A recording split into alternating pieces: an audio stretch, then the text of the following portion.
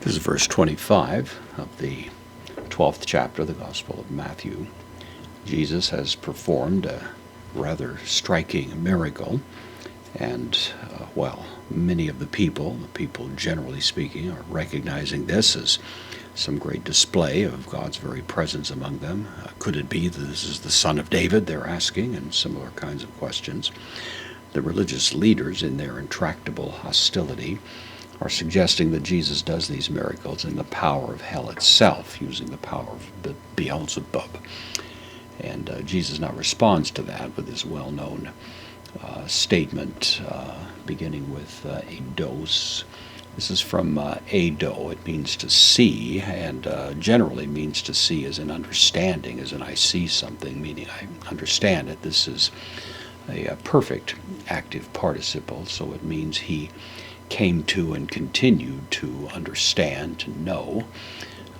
Masculine singular nominative referring to Jesus, the subject of the sentence at this point. Postpositive de, tas enthumesis, from enthumesis. And of course, the preposition for in, the thum here, you may recognize as associated with thumos, which usually means some kind of wrath or anger, a tense emotion. This is a subdued idea. It's within, but it does suggest that this is more than just thinking, as in kind of contemplating something in a sort of dispassionate way. There is a definite sense of emotion. They were thinking these things, and the thoughts that they were having, of course, carried with them a certain measure of hostility. So having come to know the inner turmoil, you might say, thinking, auton, this is the third person pronoun, genitive plural, so showing possession, knowing their inner thoughts. Apen, from lego, I say, third person singular.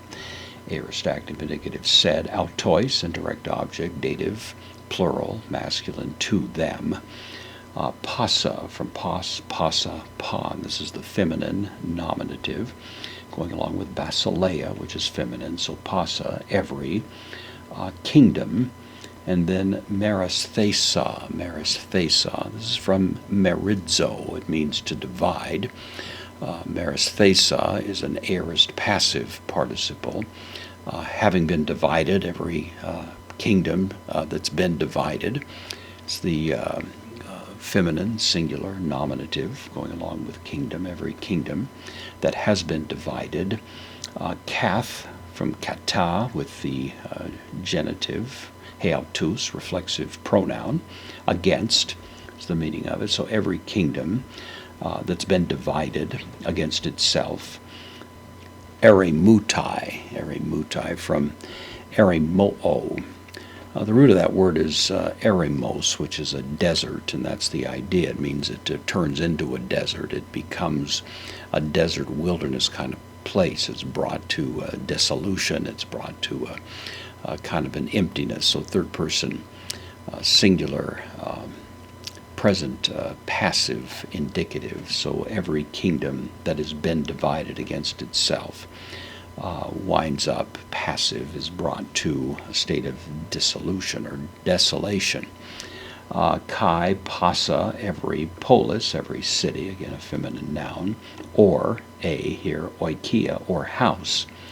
So every city or house, both feminine, so both going with the adjective passa, every city or house, same verb here, meristhesa, that has been divided, kath heautos, against itself, duplicating the former language. The negation, stethesetai, from histemi, it means to stand. It's the negation of this, third person singular, future passive indicative, will not stand, will not be able to stand. Of course, kind of a standard axiom. You'll hear it obviously in popular speech, a house divided against itself. Some people think Lincoln invented this phrase, but of course he got it from the Bible, and especially got it from Jesus, and it is one of those notable truths.